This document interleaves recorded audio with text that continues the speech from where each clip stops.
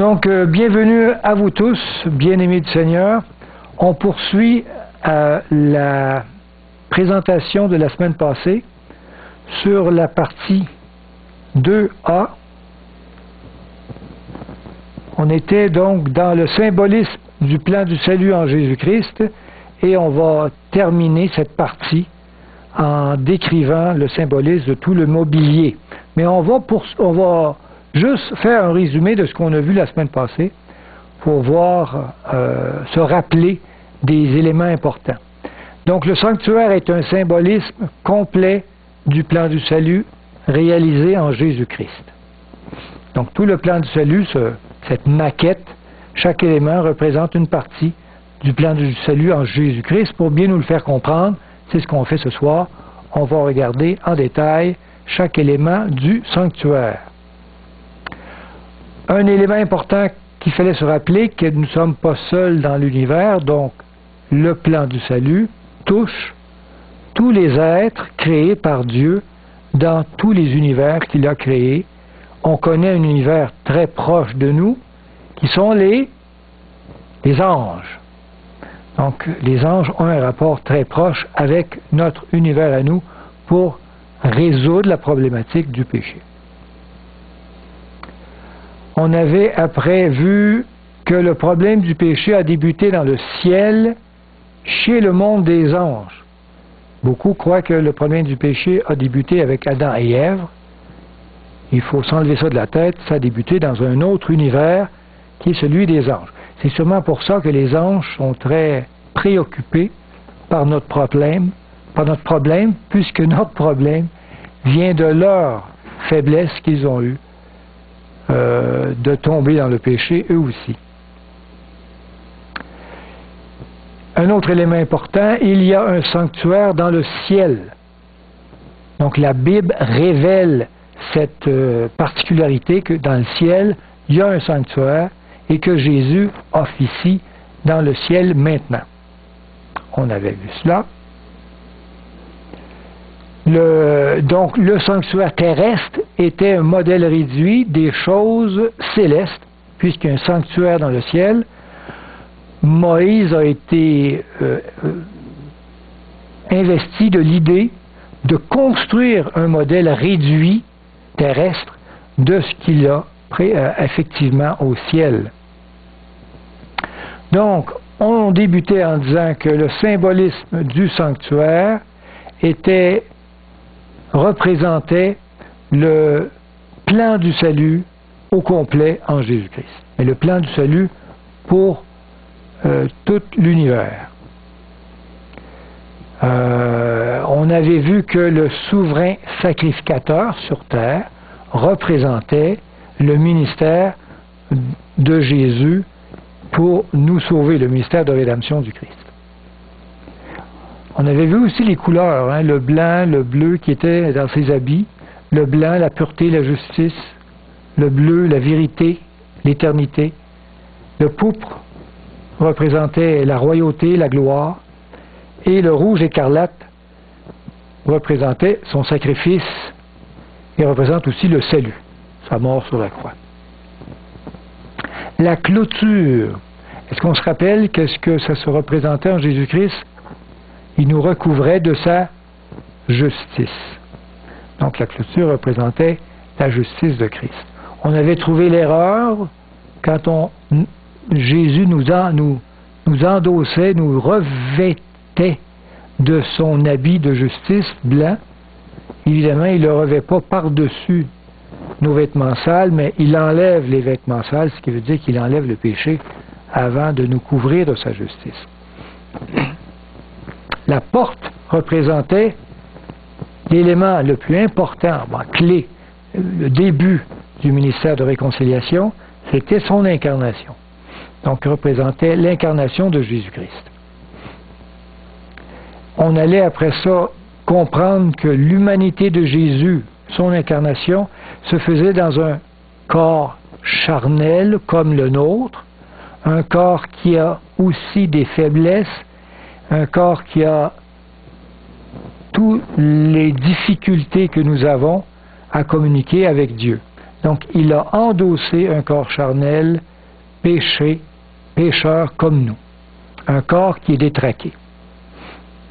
Ça, on avait vu les textes de Bible qui mettaient en lumière cette faiblesse que Jésus a pris sur lui. Le parvis représentait son ministère terrestre de réconciliation, ce qu'il a accompli sur terre. On avait vu cet élément. L'autel des sacrifices représentait la mort de Jésus sur la croix, son œuvre de sacrifice.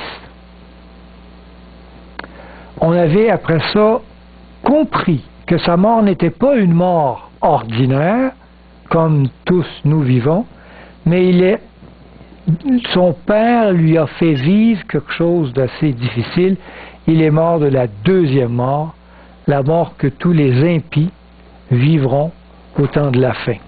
Lui, il l'a subi pour tous ceux, pour toute l'humanité sauvée, qui veulent accepter cette mort expiatoire. Il est mort de la seconde mort.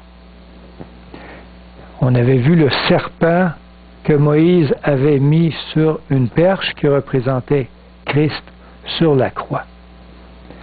Puis on allait la cuve d'airain, qui avait de l'eau pure. Cette cuve représentait la résurrection de Christ dans son œuvre d'expiation du péché. Donc elle représente sa résurrection.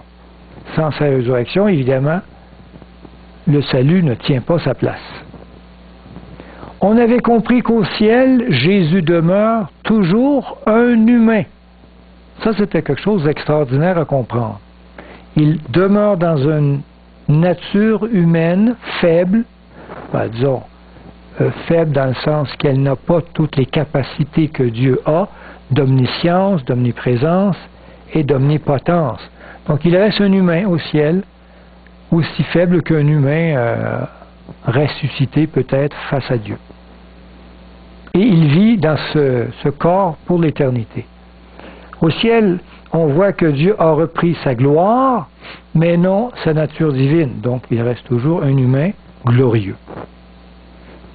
On avait vu les textes en rapport à cela, et c'est pour ça c'était sur la période de questions. Aujourd'hui, on poursuit avec la compréhension de ce que la tente d'assignation représente dans tout le plan du sanctuaire. La tente d'assignation, c'est donc la moitié de la partie de 50 coudées à 50 coudées, donc l'appartement qui est là, qui est divisé en deux d'ailleurs, avec tout le monde autour. La tente d'assignation, il y a deux appartements, le lieu saint et le lieu très saint. Il y avait 3 meubles, puis un meuble dans le lieu très saint. Donc toute la tente d'assignation représente son ministère céleste d'intercession. Donc, j'ai oublié de mettre les feutrines. Donc, sur terre, quand Jésus monte au ciel, il entre dans la tente d'assignation. Et on ne le voit plus. Bonjour. Donc c'est important, le parvis c'est son ministère terrestre, et la tente d'assignation, il monte au ciel, c'est son ministère céleste. On va lire. À sa résurrection, Jésus est entré dans le sanctuaire, donc céleste. C'est la tente d'assignation, c'est le sanctuaire qui est en haut. Tout cet assemblage bien ordonné, des poteaux, et ainsi de suite, bien soutenu avec des cordes, représente un édifice droit, solide, uni et saint en Jésus-Christ. Donc on peut lire dans Hébreux 9, 24, « Car Christ n'est pas entré dans un sanctuaire fait de main d'homme, en imitation du véritable, mais il est entré dans le ciel même, afin de comparaître maintenant pour nous devant la face de Dieu. » Donc Jésus, après son ministère terrestre, il est monté au ciel pour suivre le plan de la rédemption. Beaucoup croient que quand Jésus est mort sur la croix, il expie en disant tout est accompli. Père, je remets mon esprit entre tes mains et tout est accompli, quelque chose comme ça. Et beaucoup croient qu'à ce moment, tout est fini. Le plan de la rédemption se termine là. Mais avec le sanctuaire, on s'aperçoit que non. Quand il monte au ciel, il y a encore un ministère qui se poursuit. Évidemment, tout est terminé sur terre, c'est sûr. Mais au ciel, il y a un ministère qui se poursuit. Et ce ministère qui se poursuit au ciel fait partie du plan de la rédemption qui n'est pas terminé. C'est bien sûr qu'il n'est pas terminé. On pêche encore. Satan est encore actif. Et le péché est encore présent dans l'univers. C'est dur de dire que c'est terminé. Il y a encore beaucoup de choses à accomplir pour mettre tout ça de façon purifiée. Et c'est ce qu'on va voir dans les autres présentations, quelles sont les prochaines activités que Dieu veut mettre en place pour effacer le péché de l'univers. On voit dans Éphésiens 2, verset 21, il est écrit « En lui, tout l'édifice, bien coordonné, s'élève pour être un temple saint dans le Seigneur. » Donc Jésus représente lui-même, en lui-même, le temple où Dieu habite. Mais il est monté au ciel. On poursuit avec donc son ministère terrestre et ici son ministère céleste. Et on va voir la signification des couvertures. Il y avait combien de couvertures sur la tente d'assignation? 4 couvertures. Et chacune de ces couvertures a un sens bien précis. On voit ici les 4 couvertures. Donc on a une couverture noire, rouge, blanc et très colorée où on brodait la figurine des anges. Donc ça représente les mérites de Jésus, ces mérites qui nous donnent accès au ciel en lui.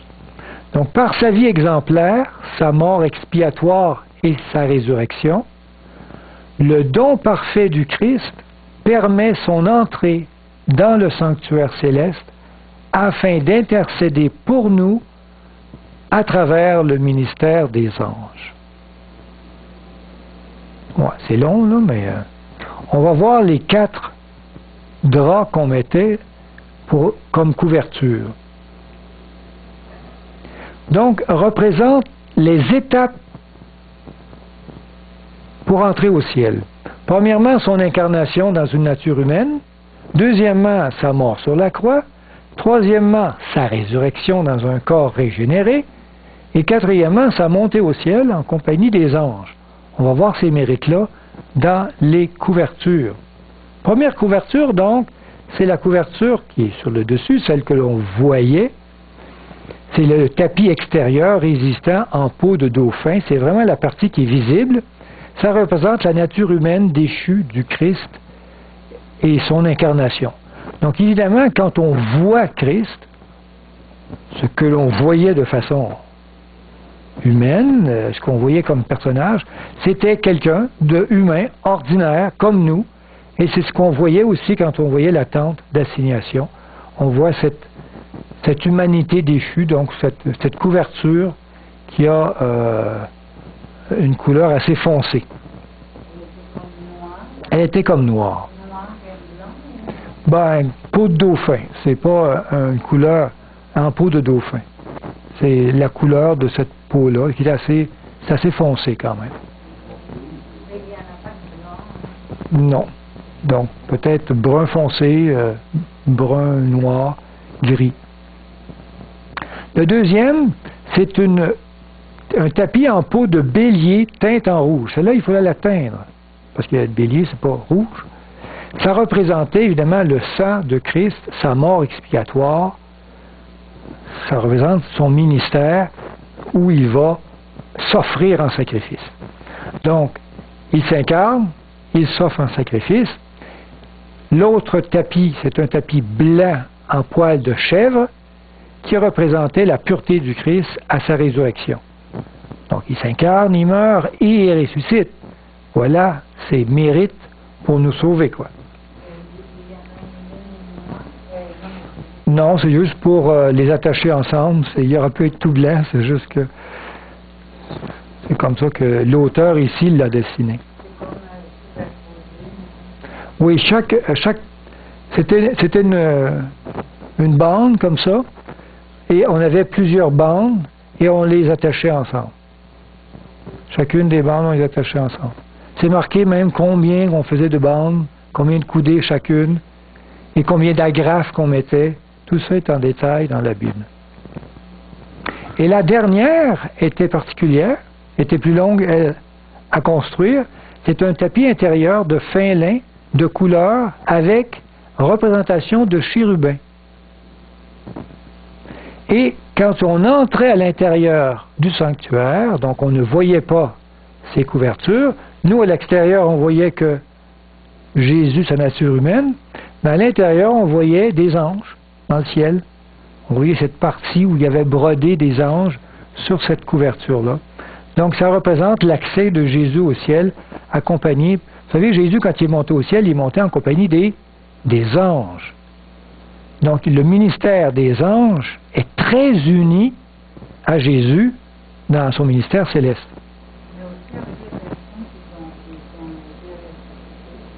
Oui, il y a aussi les personnes qui ont ressuscité, et ainsi de suite, qui ont monté au ciel.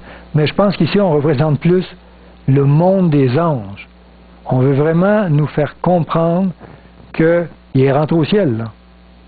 À l'intérieur de ça, c'est le ciel. Cette partie-là, c'est son ministère céleste. Et on pouvait le voir par cette représentation-là. On va lire quelques textes. Dans Ésaïe 53, 2. Il s'est élevé devant lui comme une faible plante, comme un rejeton qui sort d'une terre desséchée. Donc on parle de sa nature humaine. Il n'avait ni beauté ni éclat pour attirer nos regards, et son aspect n'avait rien pour nous plaire. On représente par ce texte la première couverture, sa nature humaine, où Jésus avait une nature très ordinaire, un homme détruit par la nature humaine qui vivait dans ce temps-là, et détruit par aussi la souffrance. On va lire un texte en rapport avec sa mort, donc dans 1 Pierre, chapitre 1, verset 18, « Sachant que ce n'est pas par les choses périssables, par de l'argent ou de l'or que vous avez été rachetés de la vaine manière de vivre que vous aviez hérité de vos pères, mais c'est par le sang précieux de Christ, comme d'un agneau sans défaut et sans tache. » Donc ce sang précieux de Jésus qui nous sauve, c'est un peu la représentation de cette couverture qui est en peau de bélier, je pense, teinte en rouge. Un texte qui poursuit pour l'autre couverture. Lui qui n'a, dans 1 Pierre 2, 22, lui qui n'a point commis de péché et dans la bouche duquel il ne s'est point trouvé de fraude. Donc c'est son côté pureté, son côté parfait, sans tache, son côté où il y a un drap totalement blanc qui est placé ici, et qu'on ne voyait pas, qui était vraiment enfoui en dessous des autres couvertures. Donc quand on voyait Jésus, on ne voyait pas exactement cette pureté, il fallait vraiment voir sa vie en détail pour voir qu'il était sans défaut.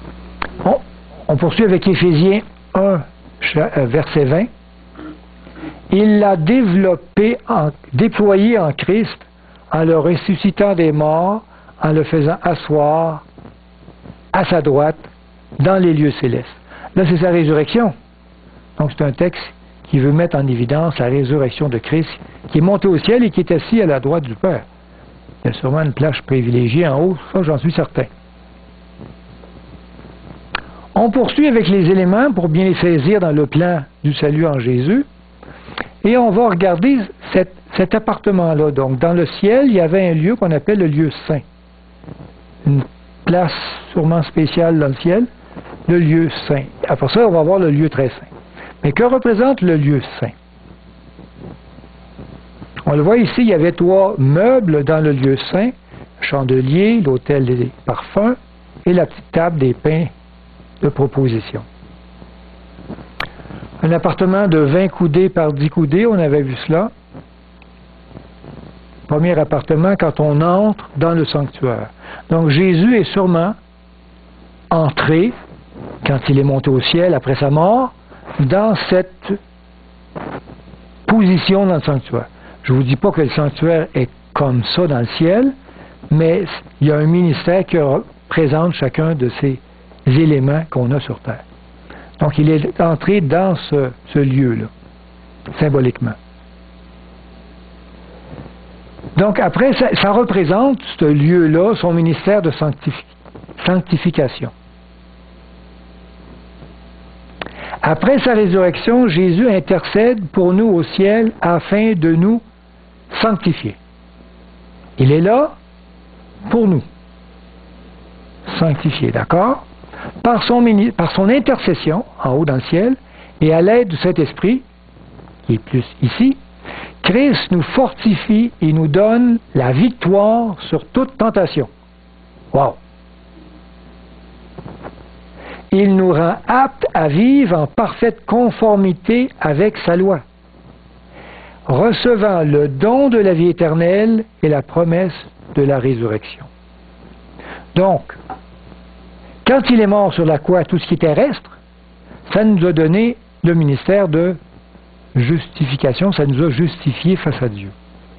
Mais Christ monte au ciel parce qu'il nous regarde, puis il dit là, arrête de pécher, là. Je t'ai sauvé, maintenant que tu le sais, concentre-toi sur moi, ensemble, je vais te donner ce qu'il faut comme pouvoir, comme manifestation, comme énergie, comme pour arrêter de pécher.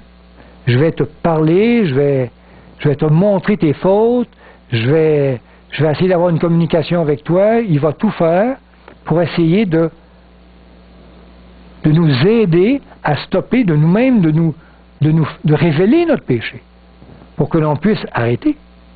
Donc, ce ministère au ciel nous aide, à nous sur terre, à stopper notre dépendance au péché. On peut lire dans Romains 8, 34.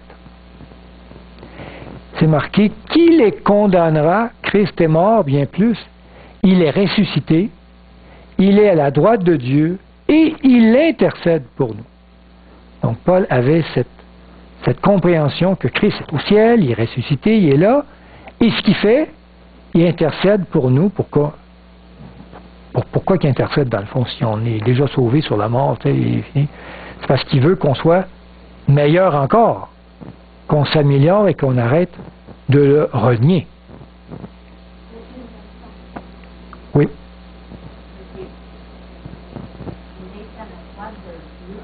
Oui. OK. Donc, répondons à cette question-là. Quand Jésus monte au ciel, il dit il est assis à la droite de Dieu. Évidemment, on vient ici, c'est correct ça. Ce lieu-là, tu sais, au ciel, on pense au ciel. On pense qu'au ciel, là, c'est parfait comme ça, tu sais. On pense ça dans le fond. Tu sais. Sur terre, il y a vraiment 2 appartements. Est-ce qu'au ciel, il y a 2 appartements? Je sais pas.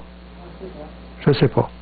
Mais je sais qu'il y a 2 moments, 2 temps, il y a 2 événements, il y a 2 ministères, il va y avoir 2 choses au ciel. Nous, on le représente par 2 appartements parce qu'on vit dans un monde en 3 dimensions, bien sûr. Donc, quand Jésus monte au ciel, le Père, il est sûrement là, et qu'il l'attend. Je ne pense pas que le Père, il est l'autre bord, puis il dit, toi, à un moment donné, on va se voir plus tard. Tu sais. Donc, le Père est sûrement dans ce ministère avec Christ, ici, et il l'attend.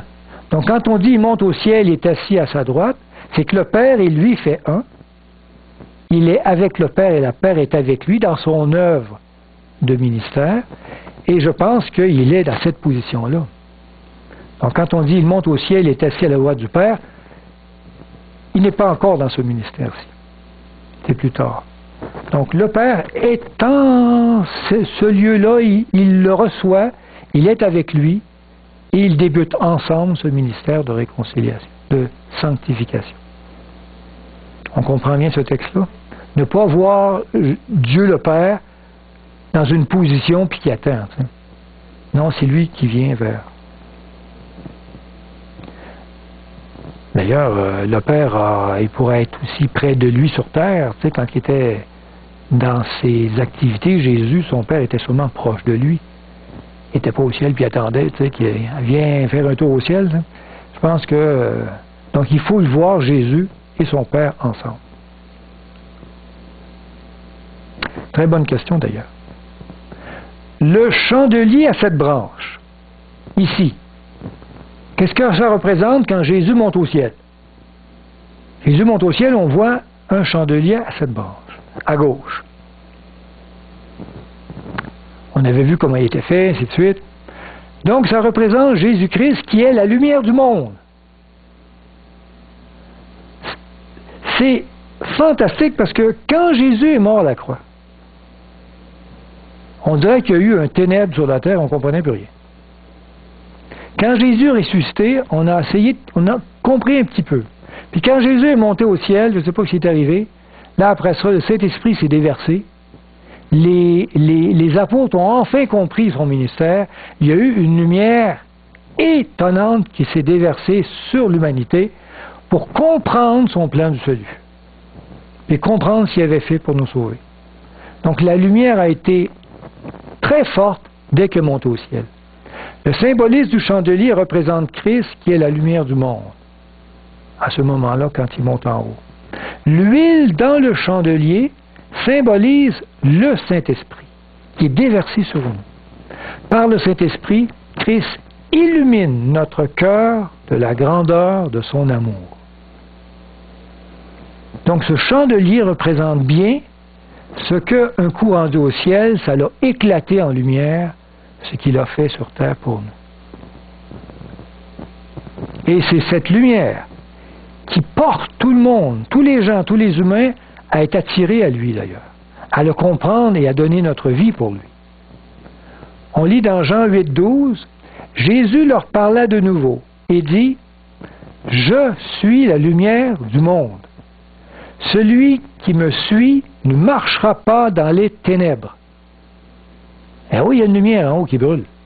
Puis elle brûle 24 heures sur 24. Mais il aura la lumière de la vie. Amen.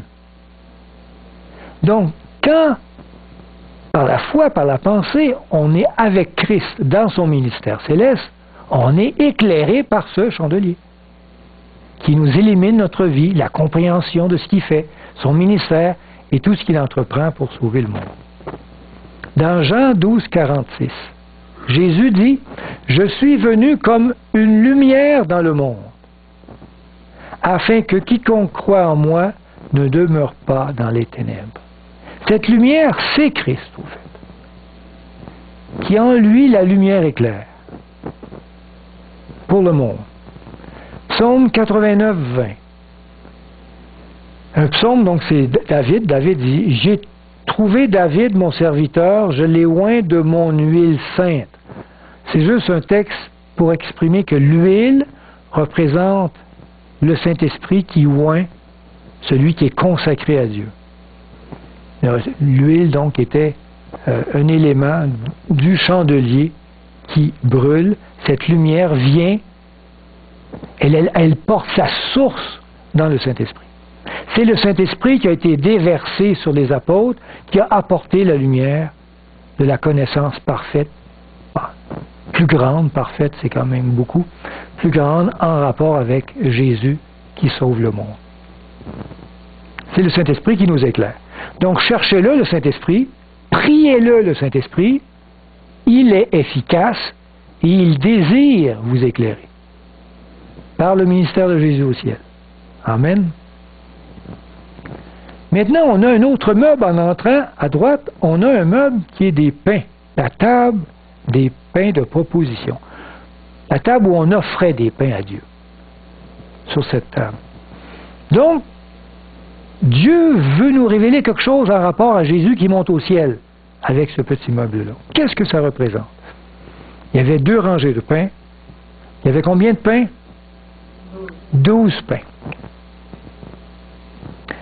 Donc, ça représente la parole de Jésus qui nous donne la vie. Soyez étonnés et épatés et ébahis parce que le fait de recevoir ce qu'il a dit comme vérité a une puissance de vie. C'est peut-être un peu bizarre comme expression, mais vous savez, quand Dieu a créé l'univers, il l'a fait en prononçant une parole. Il dit que la lumière soit et la lumière est fut.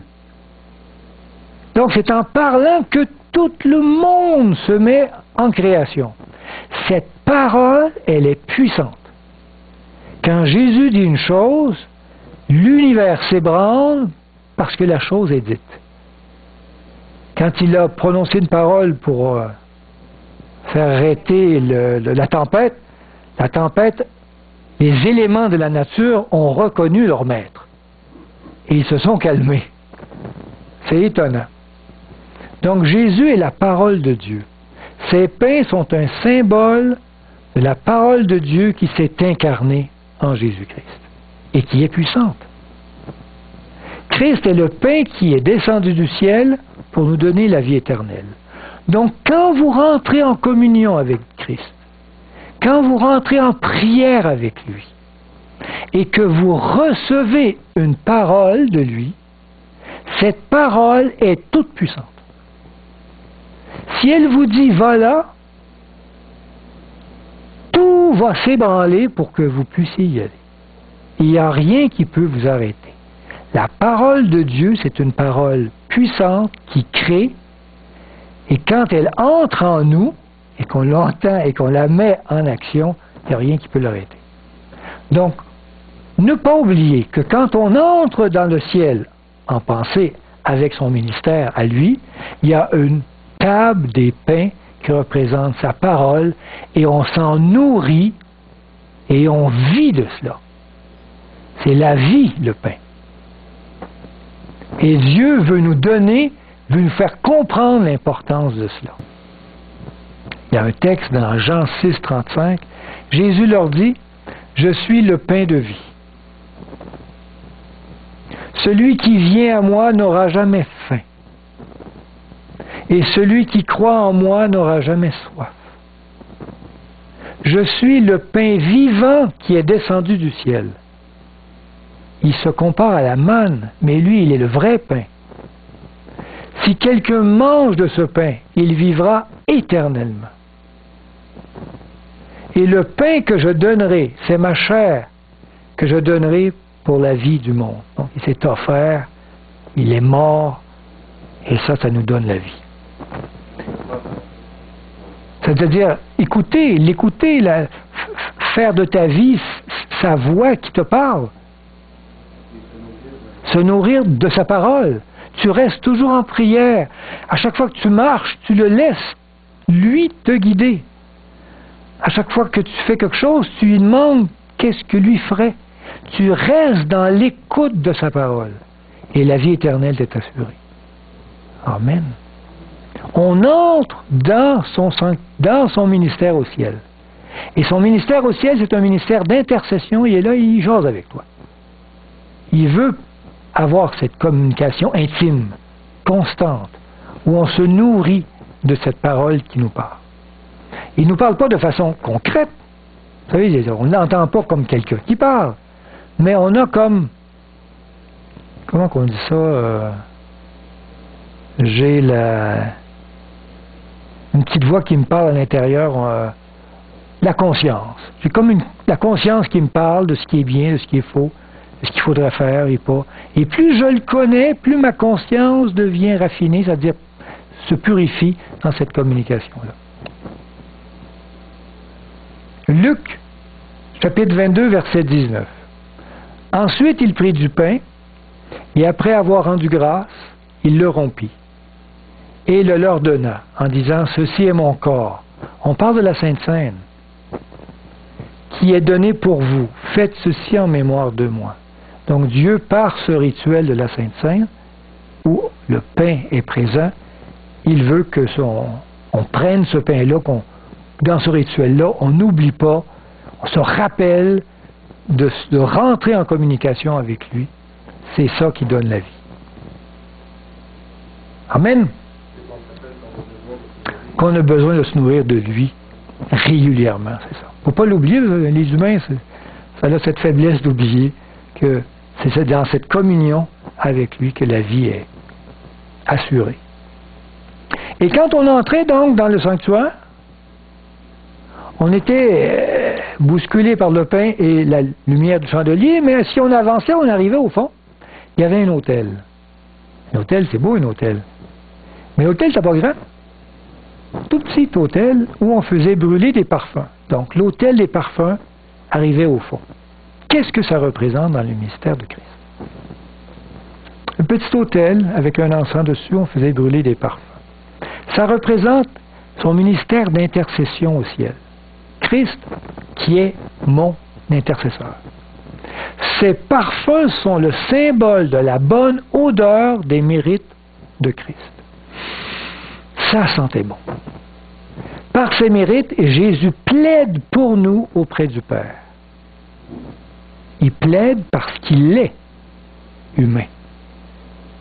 Et il dit à son Père, c'est mon frère en bas, c'est de ma race. Il plaide pour nous parce qu'il est de même nature. Ces voluptés de lui fumer représentent ces prières d'intercession qui s'élèvent vers le Père. Donc il y a comme une fumée qui s'élève, ça représente les prières qui montent au ciel. Donc pour nous c'est concret, c'est d'une fumée, mais il n'y a pas de fumée au ciel sûrement. Donc Jésus est là au ciel, et dans ses prières d'intercession, ça a un impact. C'est bizarre, là. Ces prières, le fait qu'il prie pour vous, a un impact dans votre vie. Intéressant. Ça permet à Dieu, par le Saint-Esprit, d'avoir un ministère efficace dans notre vie concrète d'aujourd'hui. Il peut chasser les démons, pousser Satan et empêcher que le mal vienne nous détruire. Il est là, efficace pour nous. À cause que Christ prie. On a vraiment un grand sacrificateur au ciel. On peut lire dans Luc 5, verset 15. Sa renommée se répandait de plus en plus, et les gens venaient en foule pour l'entendre et pour être guéris de leur maladie. Et qu'est-ce qu'il faisait après Jésus? Et lui, il se retirait dans les déserts et il priait. Si sur terre, son ministère de la prière était présent pour les gens autour de lui, et au ciel, il y en a encore plus grand. Son ministère de prière est encore très efficace et actif. On peut lire dans Éphésiens 5.2, « Marchez dans la charité à l'exemple de Christ, qui nous a aimés et qui s'est livré lui-même à Dieu pour nous, comme une offrande et un sacrifice de bonne odeur. » Donc l'odeur de l'encens dans le lieu saint, l'odeur de Christ qui offre en sacrifice sa vie, comment je pourrais dire, remplit ses prières d'une odeur que Dieu ne peut pas refuser comme prière. On comprend ça?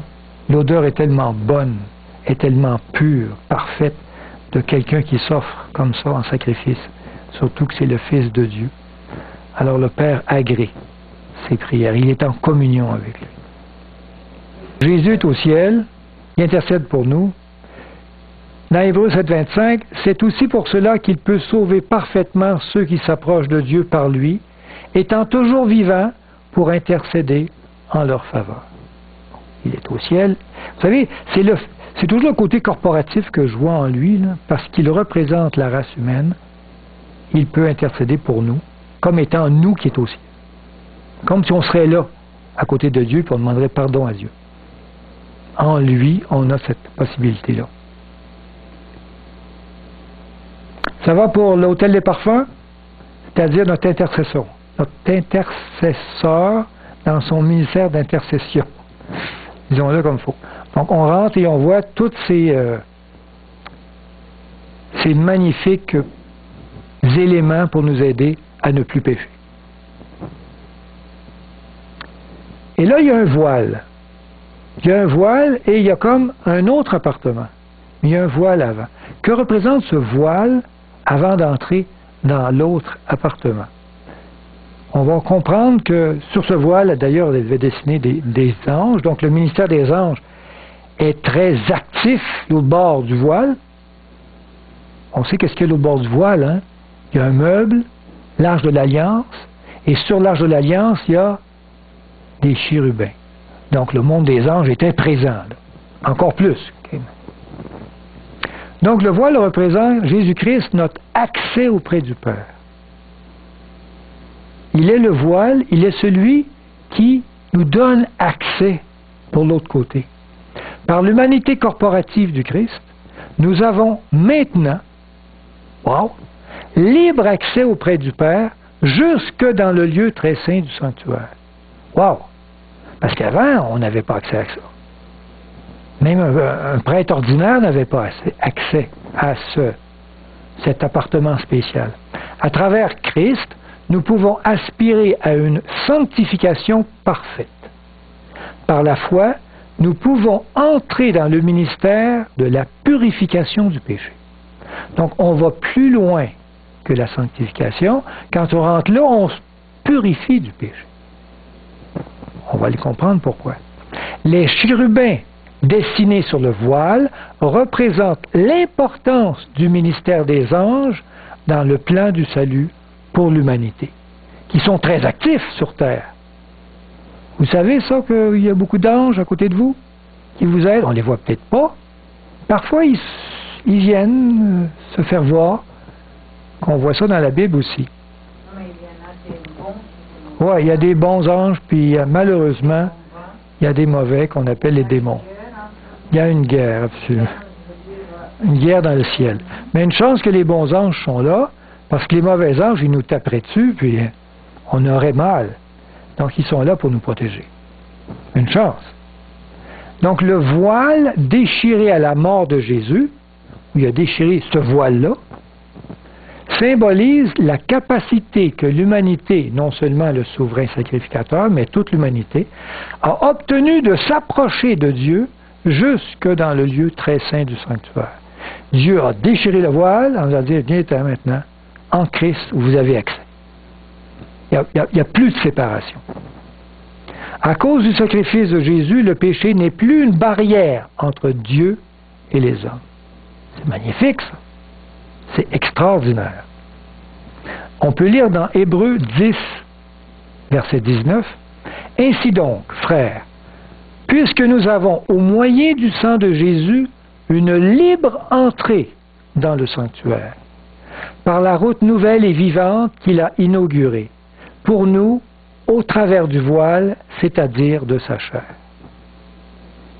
Donc ce voile-là représente Christ, qu'à travers lui, on a accès au lieu le plus sacré qu'il n'y avait pas dans le sanctuaire, dans le temps de Moïse. Et là, on va aller le plus loin possible, donc on va entrer dans le lieu très saint du sanctuaire. Ce lieu-là représente sûrement quelque chose dans le plan du salut, n'est-ce pas? Il y a un meuble, là. Et sur ce meuble-là, il y avait la Shekinah, hein? La présence de Dieu. Et ça a l'air, comme tu le disais, d'un trône. On dirait que Dieu est assis là. Et l'image d'un trône, l'image de la présence de Dieu, ça a l'air un petit peu d'un jugement. On dirait. On va voir ce que ça représente. Juste le lieu, l'espace qui est ici. On se rappelle les dimensions? 10 coudées par 10 coudées par 10 coudées de haut. Une pureté parfaite, 10 par 10 par 10. La sainteté totale. Saint, Saint, Saint est le Seigneur. Et il y avait à l'intérieur, donc, un seul meuble, l'arche de l'Alliance. Ça représente le ministère de Jésus, son ministère de purification. sur la terre son ministère de sanctification. Non, de justification, excusez-moi. Quand il entre dans le ciel, on a dit que c'est le ministère de sanctification, il nous sanctifie, il veut nous rendre capables de ne plus pécher. Et là, il rentre dans une autre pièce, un autre ministère, un ministère qui va plus loin, plus fort dans la purification. Il veut laver nos péchés. Le premier, c'est la sanctification. Excuse-moi, la justification, je me trompe tout le temps, sur terre. Donc, il nous rend justes, il nous rend acceptables pour Dieu, par son sacrifice, son incarnation, son sacrifice et sa résurrection. Il monte au ciel. Là, il veut qu'on arrête de pécher. Il intercède, il nous nourrit, il nous éclaire. Il est dans ce ministère pour qu'on puisse arrêter de le rejeter. Et là, quand on va plus loin, il veut nous purifier du péché. Il veut vraiment que tous ces péchés-là, on en soit débarrassés pour total. Comme si nous n'avions jamais péché. C'est beaucoup. On va voir ça la semaine prochaine, encore plus à fond. Donc, son ministère de purification dans le lieu très saint, qui s'accomplit, évidemment, avant le retour de Jésus. Ce ministère-là doit s'accomplir avant qu'il revienne, avant qu'il en sorte, pour revenir. Vous savez, quand il va sortir, le prêtre sortait de la tente d'assignation, il poursuivait son ministère sur...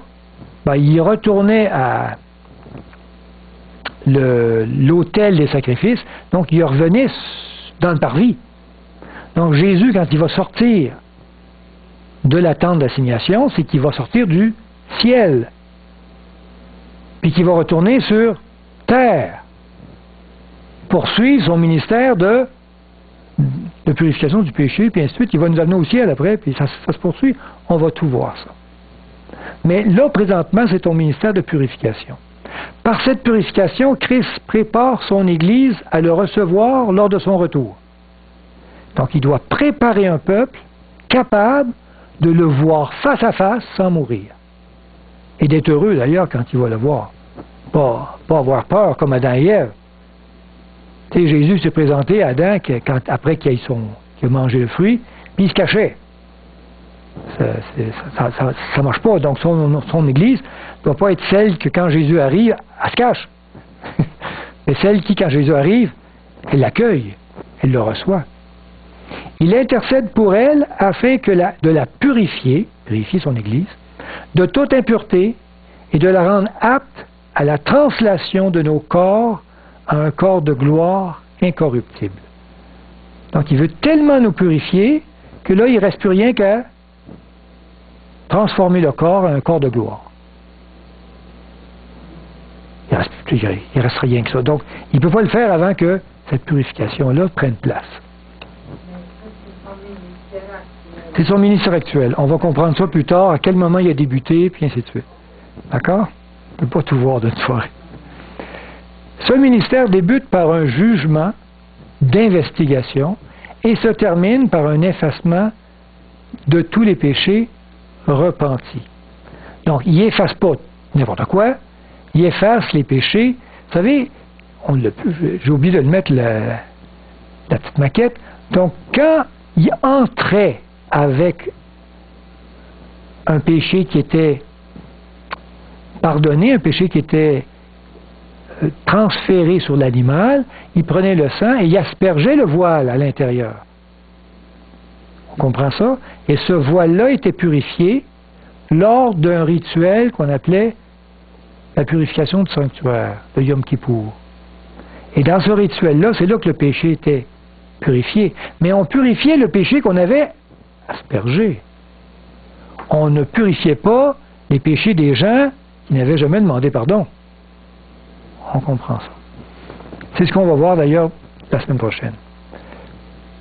Donc, ça débute par une investigation. Il faut investiguer lequel péché on va purifier. On voit ça dans Apocalypse 11, 18. On y lit « Les nations se sont héritées, et ta colère est venue.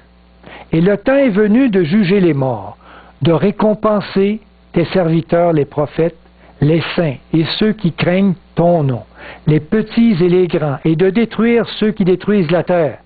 On est vraiment dans ce moment-là aujourd'hui où le monde est en train de détruire la terre. Et c'est marqué, le temps est venu de juger les morts. Donc il y a un jugement, on juge même les morts. Le temple de Dieu dans le ciel fut ouvert, et l'arche de son alliance apparut dans son temple. Pour voir l'arche de l'alliance, il faut ouvrir le voile. Et là, on voit l'arche de l'alliance. Donc il faut traverser de l'autre côté pour voir l'arche de l'alliance.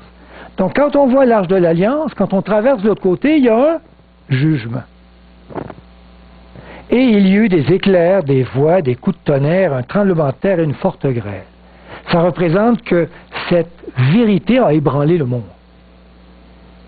Cette vérité qu'il y a un jugement qui est débuté et que Christ est en train d'être dans ce ministère de purification. Wow!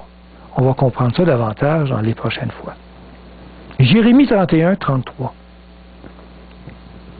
C'est écrit, « Mais voici l'alliance que je ferai avec la maison d'Israël. Après ces jours-là, c'est sûrement après l'entrée de Jésus dans le lieu très saint du sanctuaire, dit l'Éternel, je mettrai ma loi au-dedans d'eux, je l'écrirai dans leur cœur. » Donc aujourd'hui, c'est ce que Jésus veut faire, écrire sa loi dans notre cœur. « Et je serai leur Dieu et ils seront mon peuple. » Il veut faire un peuple sur terre prêt à le recevoir, où sa loi est en action, elle est écrite. Verset 34. Celui-ci n'enseignera plus son prochain, ni celui-là son frère, en disant « Connaissez l'Éternel, car tous me connaîtront. » Donc dans son Église, il n'y a pas de... Toute son Église va avoir une connaissance parfaite de lui. Depuis le plus petit jusqu'au plus grand, dit l'Éternel, car je pardonnerai leur iniquité et je ne me souviendrai plus de leur péché. Purification totale. Il ne fait pas ça pour l'humanité au complet, là. Il fait ça pour son Église. Et dans son Église, il va avoir une telle connaissance, une telle intimité avec lui, qu'on ne dira pas à son prochain, ben toi, il y a quelque chose que tu n'as pas compris. L'autre, il se dit, voyons, tu as quelque chose que tu n'as pas saisi. Il y a une vérité que tous unis, tous une relation avec Dieu parfaite, tous dans une purification totale. Amen. Ça, c'est une promesse extraordinaire. On va y revenir avec cette promesse d'ailleurs. Oui? Avant la venue de Jésus, exactement. Donc, ça va se produire ici sur terre. C'est un peuple qui va être à cette image-là. Ne voyez pas ce verset après son retour. C'est avant son retour. Exactement. Soyez étonnés de ça. Dieu veut faire quelque chose d'extraordinaire avant son retour. Amen. Daniel 8, 24. C'est magnifique, c'est sûr. C'est une promesse extraordinaire, ce verset. Ça me dépasse, moi aussi. J'en ai des frissons.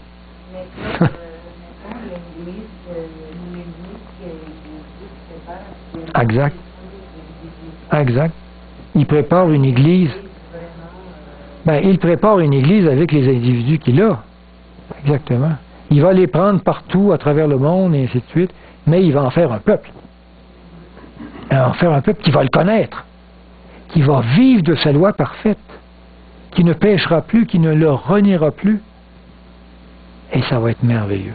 Non, ce n'est pas une église organisationnelle qui fait en sorte qu'il faut être membre de cette église-là pour faire partie du peuple de Dieu, pas du tout.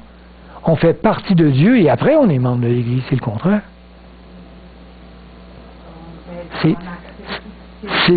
C'est avec Christ qu'on devient participant de son église. Et non l'inverse. C'est pas avec son église qu'on devient participant de Christ. On comprend ça? Oui, on devient membre pareil. On finit par être membre pareil. Mais ça commence par cette relation avec Christ, qui, elle, te rend membre de son Église à lui. Il y a une épouse, Christ. On comprend ça. Et cette épouse-là, elle est concrète. J'espère que nous allons en faire partie. Les invités aux noces. Daniel 8, 24 dit, « Et il me dit, 2300 soirs et matins, puis le sanctuaire sera purifié. » Donc, on sait qu'il y a une prophétie qui part, qu'il y a une purification du sanctuaire qui va se faire. Donc cette prophétie pointe évidemment au rituel du sanctuaire hébreu et ce qu'elle représente dans le plan du salut en Jésus-Christ. Et ça, on va le voir en détail dans les prochaines rencontres. Mais on sait qu'il y a une purification du péché qui doit être entreprise.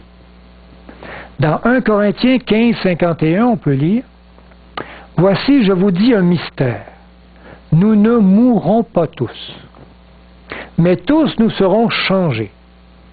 En un instant, en un clin d'œil, à la dernière trompette, la trompette sonnera et les morts ressusciteront incorruptibles. Et nous serons changés. Car il faut que ce corps corruptible revête l'incorruptibilité et que ce corps mortel revête l'immortalité. Et pour que cela prenne action dans des êtres vivants, il faut que Dieu purifie avant, à un tel point que cette réalité puisse prendre place. Donc on s'attend à ça, c'est notre aspiration, c'est notre objectif de voir un jour Christ et d'être transformé à son image. Et là, il y avait dans ce lieu très saint un meuble. Il veut sûrement représenter quelque chose, le meuble. Donc, que représente le lieu? Le ministère de la purification. Donc, il y a un meuble à l'intérieur. Et ce meuble-là, on lui dit, il représente un petit peu un trône, hein? Trône, jugement. Il faut regarder ça un petit peu ensemble.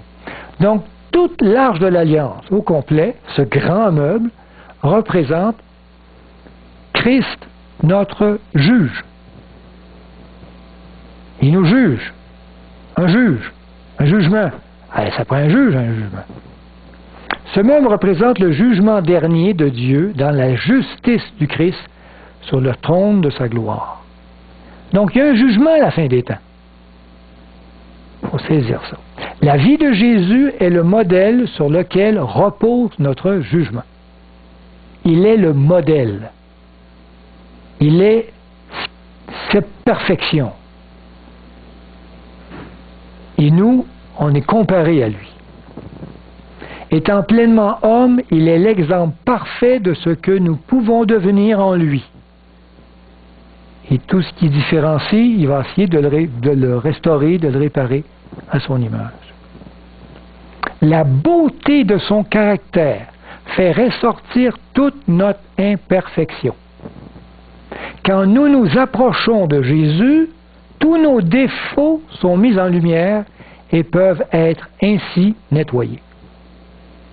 Évidemment, c'est une lumière, c'est le parfait. Quand on se compare, on voit qu'on n'est pas tout à fait correct. Il est l'exemple parfait. On peut lire ça dans Jean 5, 22. Le Père ne juge personne, mais il a remis tout jugement au Fils. Et il lui a donné le pouvoir de juger, parce qu'il est Fils de Dieu. Parce qu'il est comme nous. Fils de l'homme, excusez-moi, c'est marqué Fils de l'homme. Il est comme nous. Alors il peut nous juger. Vous savez, quand vous êtes trop fin, trop gentil, trop smart, dans une gang qui sont corrompus, vous les jugez. Ils se sentent jugés parce que votre comportement fait ressortir leurs défauts. C'est un peu la même chose avec Jésus. Il est notre juge, dans la sorte qu'il nous juge, pas parce qu'il nous juge, mais parce qu'il a été correct, parfait. Alors on est, à cause de lui, jugé. Si on n'est pas pareil, on comprend ça? Jean 12, 48. Celui qui me rejette et qui ne reçoit pas mes paroles a son juge.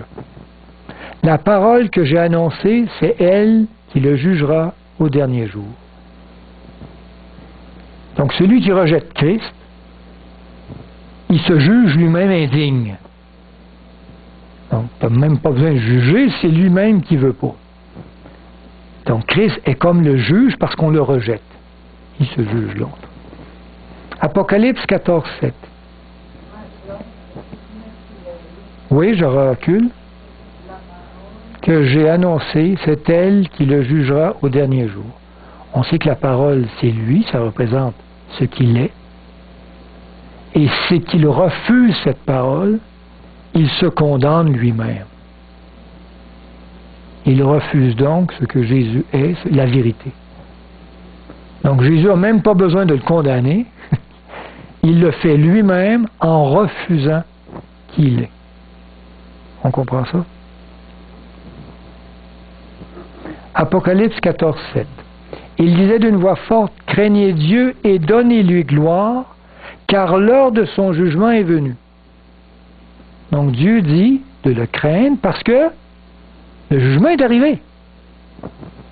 Jésus est rendu dans un lieu où il y a un jugement. Et adorer celui qui a fait le ciel, la terre, la mer et les sources d'eau. Adorer le Créateur. Donc, pour souligner le fait qu'il y a un jugement qui a débuté. Donc, que représente tout l'arche de l'Alliance? Christ, notre juge. Là, on va voir seulement le coffre. La partie du bas, le coffre. Vous savez, il y a deux parties. Il y a le couvercle et le coffre. Que représente le coffre? Donc, on avait dans le coffre 3 éléments, la manne, les tables de la loi et la verge d'Aaron qui avait fleuri. On le voit ici dans une photo plus belle. Donc, le coffre représente le témoignage de Jésus-Christ. Et c'est ce témoignage qui nous juge. Le fait qu'il témoigne de sa perfection. Le coffre recouvert d'or représente le témoignage de Dieu dans l'exemple parfait de son Fils, plein d'amour. On y trouve 3 choses. Les 10 commandements qui témoignent qu'il est l'obéissance parfaite à la loi de Dieu. Donc, les 10 commandements sont là comme une loi qui dit « Hey, si j'ai fait quelque chose de pas correct, la loi me dit que je suis condamné. » Mais Christ est le témoin qu'on est capable de les suivre. La manne témoigne qu'il est la vie directement descendue du ciel.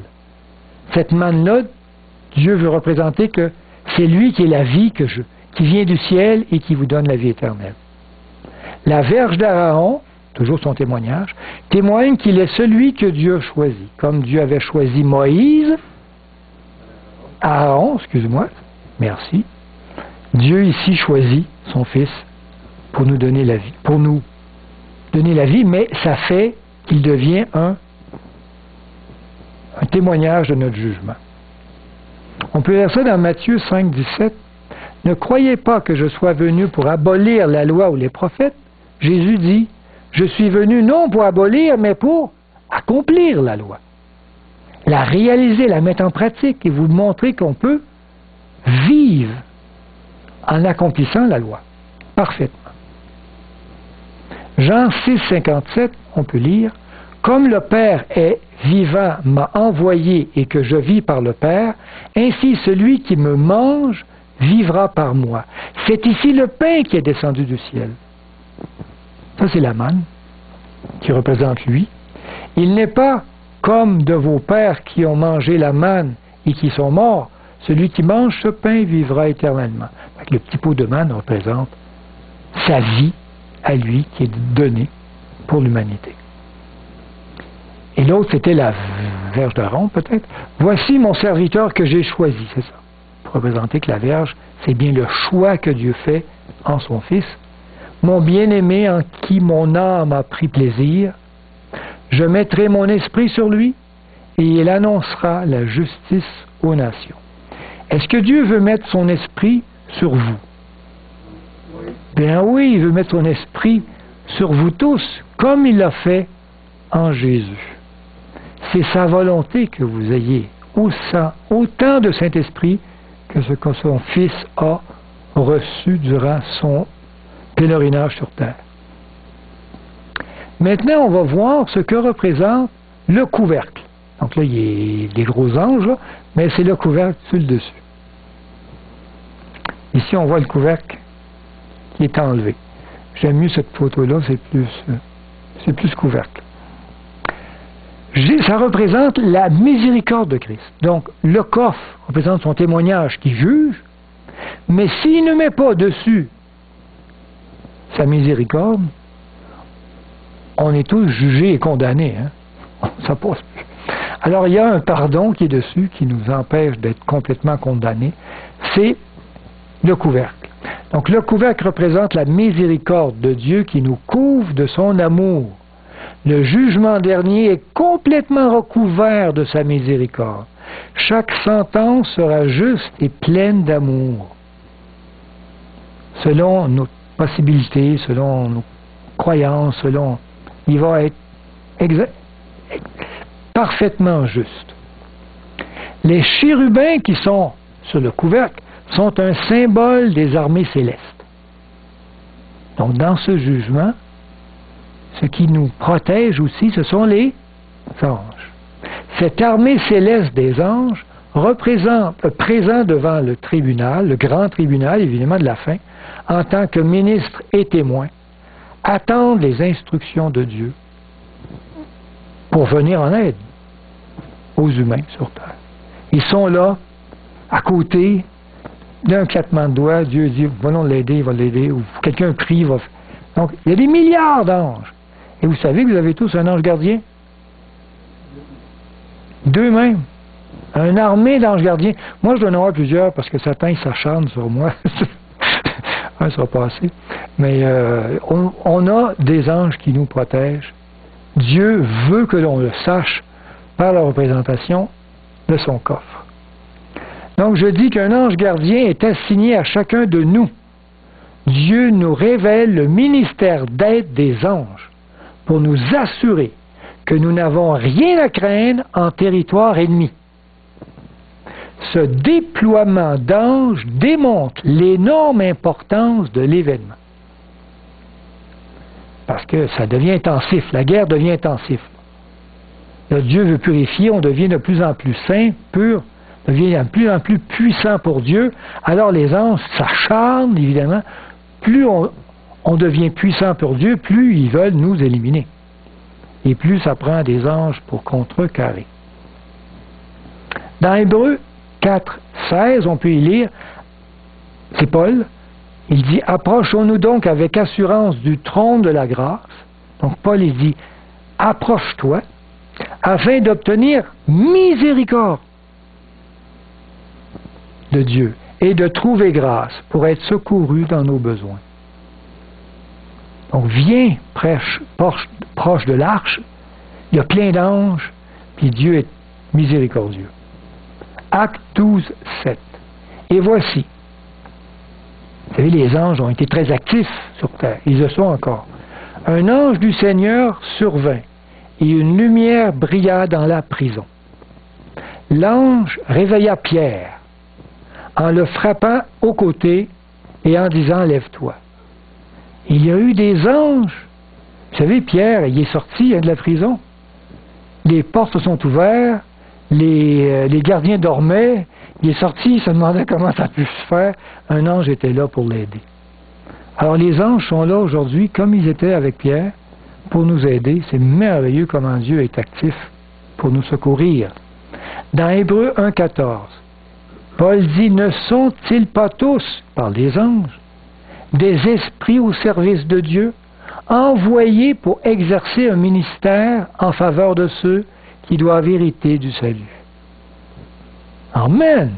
On n'est pas tout seul. Quand ça va pas bien, là, ils sont là. Ils sont près de vous. Je suis certain que vous pouvez les prier. Puis leur parler, ils vous entendent. Puis s'ils ont besoin d'aide, ils vont aller faire un tour au ciel, ils vont demander à Jésus quoi faire. Donc, on a une armée d'anges à notre disposition. Croyez pas que vous êtes seul. Jésus, à un moment donné, quand Judas est venu le chercher, qu'est-ce qu'il a dit? Il dit, croyez-vous qu'il n'y a pas une armée d'anges qui pourrait venir m'aider? Ah oui? Mais il n'a pas demandé, hein? Il a dit, non, regardez, c'est pas grave, il faut que j'aille à la croix. Donc, il y a cette réalité. Prenons-en conscience, on se sent maintenant partie présente d'une guerre, mais soutenue par un des puissances angéliques qui sont de notre côté. Dans Actes 12, 7, « Et voici, un ange du Seigneur survint, et une lumière brillait... » Non, je retourne en arrière dans la prison. L'ange... Non, je recule. C'est fini pour les anges. Je pense que oui, excusez-moi. Ne sont pas-ils tous des anges? C'était celle-là la dernière. J'avais reculé au lieu d'avancer. Je m'étais trompé. Maintenant, il reste une chose, c'est la colonne de fumée. Ça représente quelque chose parce qu'elle est là dans le temple. Et c'est une manifestation de Dieu très concrète. Alors elle représente sûrement quelque chose, cette colonne de nuée qui couvre tout le peuple d'Israël et la nuit qui réchauffe le peuple des froids glaciaux de la nuit dans le désert. Il représente Christ qui est notre guide, un guide protecteur. Cette nuée représente la divinité du Christ parmi les hommes, les guidant et les protégeant. Cette nuée avait sa source sur le couvercle, et c'est à cet endroit, dans une lumière glorieuse, que Dieu se manifestait sa présence à son peuple. Et là, il était où cette présence? Ça commençait où ça? Dans le lieu très saint. Donc si on entre dans le lieu très saint, on est en face de notre guide. On est en face de celui qui veut nous protéger et nous guider. On peut lire dans 1 Corinthiens 10, verset 1, « Frères, je ne veux pas que vous ignoriez que vos pères ont tous été sous la nuée. » Hein, la nuée? « Qu'ils ont tous passé au travers de la mer. Qu'ils ont tous été baptisés en Moïse dans la nuée et dans la mer. » C'est comme si la nuée les couvrait comme un baptême. Ils ont tous mangé le même aliment spirituel et qu'ils ont tous bu le même breuvage spirituel, car ils buvaient à un rocher spirituel qui les suivait. Qu'est-ce qui les suivait? C'est la nuée. Ils appellent ça un rocher spirituel. Et ce rocher, c'était Christ. Donc cette nuée, c'est Jésus. C'était Jésus qui nous guidait dans le désert. Jésus était là, manifesté dans cette nuée-là. Aujourd'hui, il est dans une chair humaine, mais dans ce temps-là, on pouvait le discerner dans cette nuée. Donc j'espère que vous avez tous bien compris tous ces éléments, mais on va faire un résumé. Il faut voir, et là où vous comptez, à chaque fois que vous avez une bonne réponse, vous comptez 1. Il faut avoir 10 points, sinon on revient la semaine prochaine. Et on double notre cours et on recommence. Vous allez sûrement avoir 10 points, donc on va tous les couvrir. Que représente le sanctuaire? Tout le complexe du sanctuaire. En Jésus-Christ. Toujours en Jésus-Christ, qu'est-ce que ça représente? Le plan du salut, au complet. Avez-vous eu un point? On poursuit l'autre acétate. Que représente le souverain sacrificateur en Jésus-Christ? Il représente lui-même, Jésus, notre Sauveur, le Sauveur. Que représente la clôture? Donc, ici la clôture. La justice de Jésus-Christ, qui nous couvre quand on entre dans le sanctuaire. Que représente la porte du sanctuaire? Son incarnation, quand il veut venir sur terre et qu'il commence par la porte, donc l'incarnation de Jésus-Christ. Il devient homme. Que représente maintenant le parvis? Tout le ministère sur terre terrestre de réconciliation. Son ministère terrestre. Amen. Que représente l'autel des sacrifices? Donc le premier meuble qu'on avait en entrant, sa mort sur la croix. Le sacrifice de Jésus sur la croix. On va plus loin, il y avait une cuve d'eau, cuve en airain, où on mettait de l'eau. Ça représente la résurrection. Il s'incarne, il meurt et il ressuscite. Donc ça représente la résurrection de Jésus-Christ. On va plus loin, il y avait la tente d'assignation. Donc, il meurt, il ressuscite, qu'est-ce qui arrive après? Dans la tente d'assignation, c'est son ministère céleste d'intercession. Il y avait son ministère terrestre, de rédemption, puis là, il monte. Après ça, il y avait les couvertures. Que représentent les 4 couvertures? Les mérites, oui. Par ces mérites, on a accès au ciel. On a accès au Père. Jésus-Christ, ça mérite. Amen. Là, on entre dans le lieu saint, dans la tente d'assignation, et on entre dans le lieu saint. Que représente le lieu saint avec les 3 meubles? Un ministère. Le ministère céleste de sanctification. Son intercession, c'est tout. Mais ici, il y a la sanctification. Sur terre, la justification. Dans le ciel, la sanctification. Et là, il y avait des meubles à l'intérieur. Le premier, c'était le chandelier, à gauche.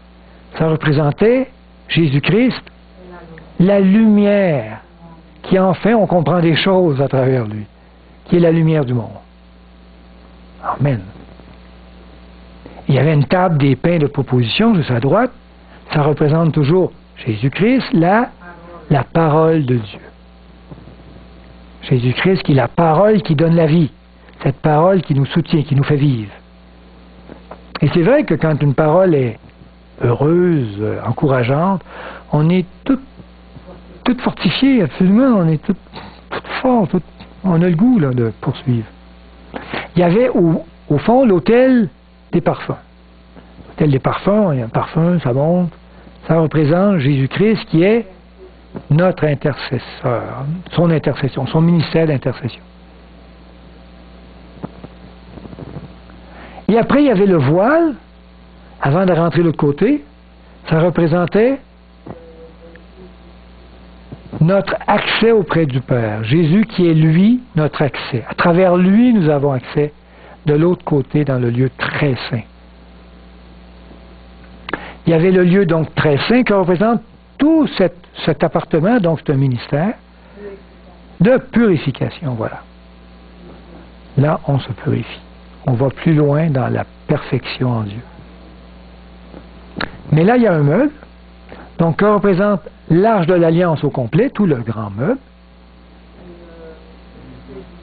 qui est le jugement. Jésus-Christ, notre juge. Mais il y avait 2 parties, donc le coffre, juste la partie du bas, Jésus qui nous juge par son témoignage. C'est son témoignage qui nous juge, parce qu'il a été fin, puis smart, puis beau, puis parfait. Ça nous juge comme de quoi on n'est pas correct. Donc Jésus-Christ, son témoignage. Puis dessus, il y avait un couvercle. Non, sa miséricorde, c'est son pardon, parce que là, jugé, on est tous condamnés, on est tous faits. Parce qu'il n'y a personne qui est comme lui, hein, c'est comme...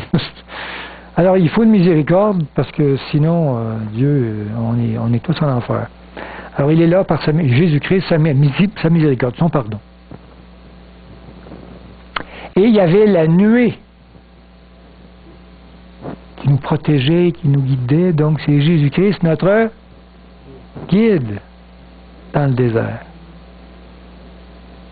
On a tout vu ça maintenant. On voit à travers toutes ces parties comment le plan du salut se met en morceaux de façon plus claire. La semaine prochaine, on va voir les 3 grands rituels. Il y avait le rituel du sacrifice matin-soir. Il y avait le rituel du pardon. On avait un péché, on demandait pardon. On mettait les mains sur l'animal et on sacrifiait l'animal. Et il y avait le rituel de la fête du Yom Kippour, la fête de la purification du sanctuaire. Donc, comprendre ces 3 rituels en Jésus-Christ pour nous aider à saisir encore plus parfaitement son ministère que Jésus a fait pour sauver l'humanité. Alors, que Dieu vous bénisse et à la semaine prochaine.